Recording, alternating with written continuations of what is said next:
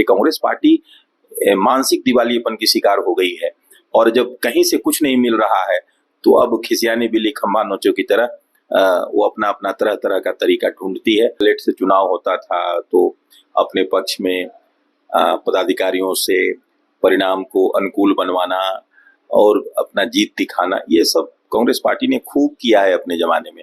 50-60 वर्षों तक तो यही करते रहे। तो अब इनकी पुरानी चीजें इन सबको याद आती हैं, इनको लगता है कि ये भी वैसा कर रहे होंगे। नमस्कार, एसटी न्यूज देख रहे हैं आप और मैं हूं आपके साथ गौरी रानी। देश में 2024 लोकसभा चुनाव खत्म हो चुका है। अब जनता को नतीजे का इंतजार है। हालांकि एग्जिट पोल में इंडिया गठबंधन से एनडीए आगे चल रहा है। हमारे साथ इसी मुद्दे पर बात करने के लिए बीजेपी के मीडिया इंचार्ज शिव पूजन पाठक है। सर, एसडी न्यूज में बहुत स्वागत है। बहुत बहुत धन्यवाद आपका।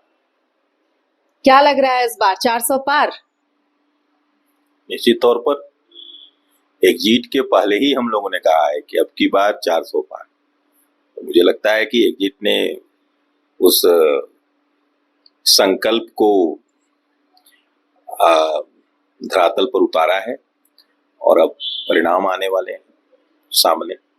जो एग्जिट पोल में दिख रहा है 350 आप लोग पार कर रहे हैं, 400 तक भी कहीं किसी किसी एग्जिट पोल में टच कर रहे हैं। कांग्रेस सीधा आरोप लगा रही है, इंडिया गठबंधन का कहना है कि ये दबाव बनाया जा रहा है अधिकारियों पर कि आप इस तरीके का एग्जिट पोल दिखाएं एनडीए के। देखिए, कांग्रेस पार्टी अपने पुराने दिनों को याद कर रही है।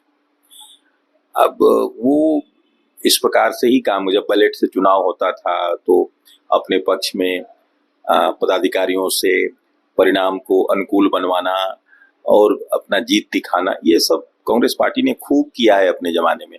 50-60 वर्षों तक तो यही करते रहे। तो अब इनकी पुरानी चीजें इन सबको याद आती हैं, इनको लगता है कि ये भी वैसा कर रहे होंगे।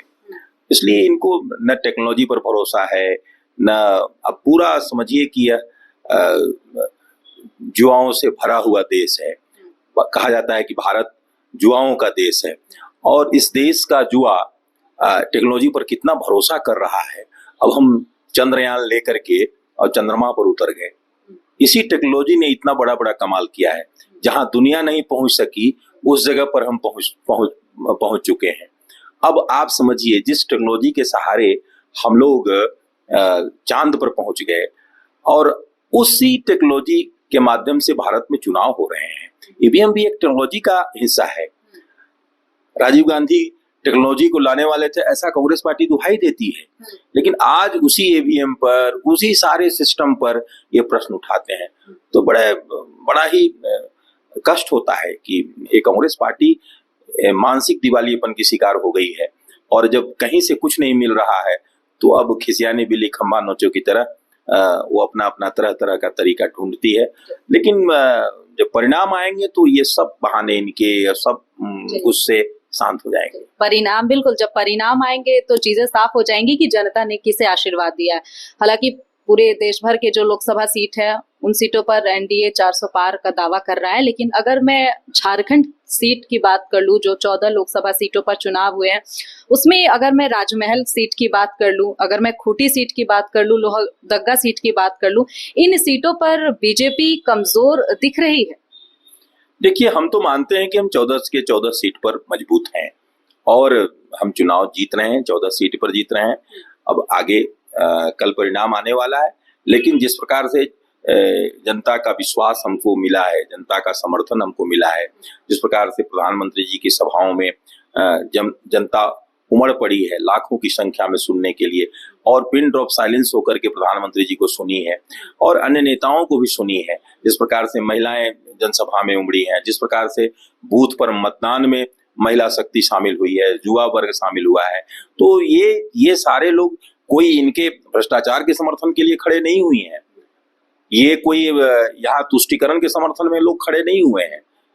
ये सारे लोग ये इसको मिटाने के लिए खड़े हुए हैं और जो मोदी जी ने आह्वान किया है, अपनी जो गारंटी दी है, उस गारंटी पर विश्वास जताने के लिए जनता ने मतदान किया है। इसलिए अब तो परिणाम आ जाएगा, तो 24 घंटे भी नहीं है। देखिए, मोदी की गारंटी पर झारखंड की जनता को कितना भरोसा है, ये तो 4 जून को जब नतीजे आएंगे तो चीजें साफ हो जाएंगी कि जनता ने किसे आशीर्वाद दिया है। बहरहाल आपको बता दूं कि लोकसभा चुनाव खत्म हो चुके हैं और जो नतीजे हैं वो 4 जून को आने हैं। झारखंड के 14 लोकसभा सीट की बात कर ले तो 14 सीटें पर बीजेपी दावा कर रही है कि एनडीए जीत हासिल करेगी। इंतजार करना होगा, देखना होगा 4 जून को जनता किसे आशीर्वाद देती है और किसके झोली में कितनी सीटें जाती हैं। फिलहाल इस खबर में इतना ही। मुझे दीजिए इजाजत। नमस्कार।